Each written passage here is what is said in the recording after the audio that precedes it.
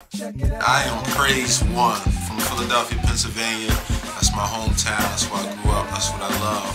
Philly, stand up. Tell me a little bit about your testimony, where you came from. Wow.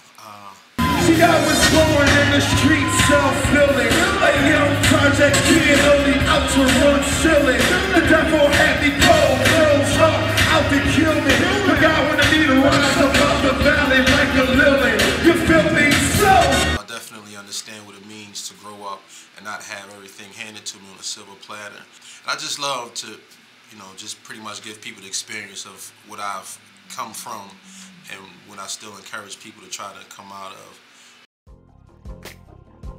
What made me want to be a gospel rapper, I would have to say nothing. Because I didn't want to be a gospel rapper at first. I used to be in the world rapping.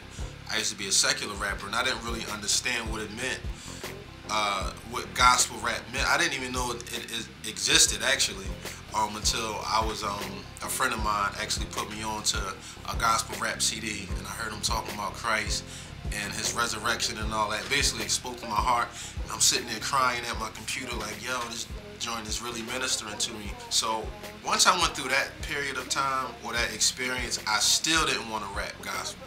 It still was like, look, I'm done with it. I made up in my mind that I didn't want to do hip-hop anymore. And I think that was just because of where I came from and how much of a hold it had on me. And I was kind of scared, I guess, to make that transition. So what happened was I just began writing songs, just regular singing songs, and that kind of birthed into me rapping about my testimony, rapping about the fact that I lost, but I still gained. In other words, I lost certain relationships, certain people I used to love, I used to rap with, hang out with in the world, but then I still gained so much more in God. It wasn't about, all right, I'm gonna do this my next album, but it's gonna be gospel. It was basically about speaking my heart to God, or to myself about where I came from. The engine behind Prayz1 Ministries is, of course, Jesus Christ at large, but it's also the mindset and the willingness to serve at whatever level you have to serve at. Reaching souls, of course, reaching those that are lost, being able to relate and be the voice for a generation that isn't heard a lot. I think that's a big thing to me, because sometimes my music can speak to an older, more seasoned, I won't say old, but a more seasoned generation, when maybe the younger people can't express what they want to express to them. So I just kind of love to be in a position. I thank God for being in a position where I can bridge the gap. And that's what Prayz1 Ministries is about, showing the love of God, showing that God still lives, He still reigns. We're young, we're youthful, we're on fire for the Lord, and it's all about being a servant. Wherever God says go, we'll go.